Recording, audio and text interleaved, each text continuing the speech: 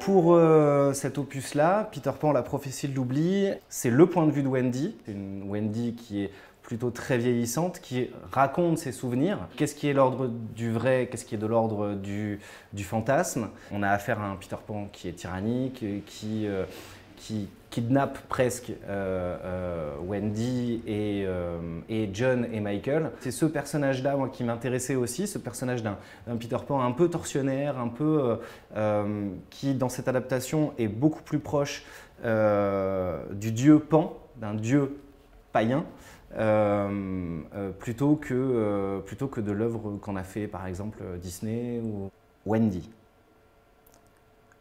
Je sais pourquoi c'est à moi qu'il appartient de raconter cette histoire. C'est à mon tour de passer le flambeau. Ma mémoire n'étant pas encore défaillante, j'aimerais, avant qu'il ne soit trop tard, l'utiliser à bon escient.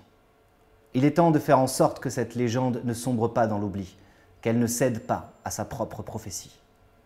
D'ailleurs, cette histoire n'est pas réellement celle d'une enfance heureuse. Ce n'est pas celle d'une petite fille et de ses frères, ce n'est même pas celle d'un petit garçon, mais plutôt celle d'un être surnaturel et esseulé. Tous les grands mythes sont esseulés.